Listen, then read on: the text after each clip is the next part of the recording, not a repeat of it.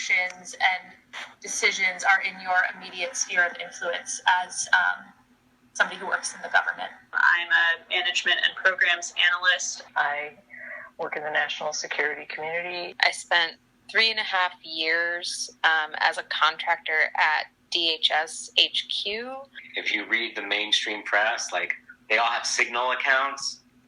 Text them, leak everything you can. The journalists I've dealt with have been super ethical in ways to shield me, to be the source of the leaks. Groups on the outside being able to show solidarity with federal workers. Making sure that we're naming what is happening as a coup. Totally agreed. In the shutdown BC conversations that I've been having, and that's not on the federal side, we also are often saying, like, call it a coup. It's a coup. Don't let anyone tell you it's not.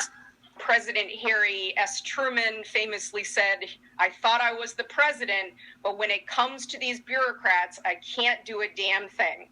So the bottom line with this is that we all, as ordinary people and as federal workers, have power. If masses of people engage in non-cooperation, no ruler can stay in power. Bureaucracy is a really powerful pillar. And, federal workers have unparalleled familiarity with the bureaucratic process. They know how to speed things up. They know how to slow them down. They have access to critical information about policies that are being considered and implemented. They can participate in internal decision-making. They can provide or deny knowledge and expertise that those at the top of the bureaucratic totem pole need. It ultimately comes down to individual decisions and personal choice. Deciding what to do or what not to do is a very personal decision. It's based on context. It's based on your rank, on your tolerance for risk, on your preparation, and frankly, where you sit in the federal bureaucracy. We're talking about the range of different tactics.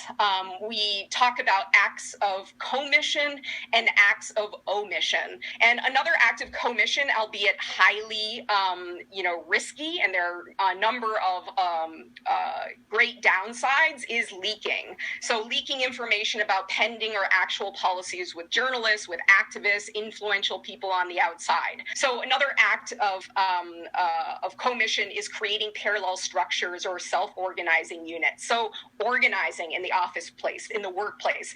As an attorney in the federal government, I am finding the chat suggestions very interesting, and I just do want to remind people that we lose our status as federal employees if we strike. And there's been a little conversation going on here, for example, about Black Lives Matter and how that is an example of a nonpartisan political statement. I guess that's been previously litigated, but whether or not you do a misdemeanor or an infraction on federal property or on public property really doesn't affect most of the jobs that you would be considered for, just as a sideline note. As an attorney, I think we're highly, that's one of the things we have to be careful about.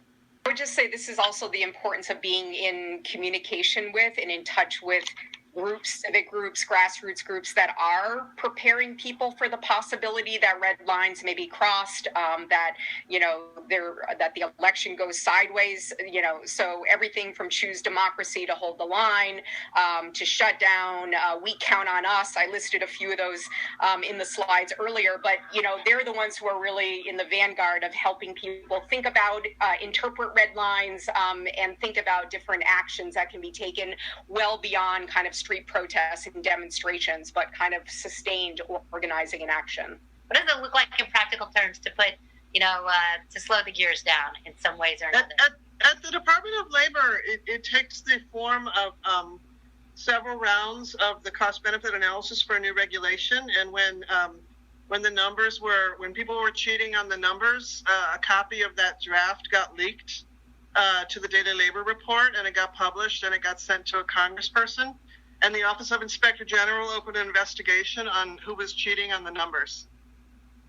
So again, that's sort of a combination of tactics. It's making a really good paper trail. It's making sure that document got out to someone who could make use of it, and then Congress getting the Office of Inspector General involved. It was really a way to stop that thing just in its tracks, and it worked really well.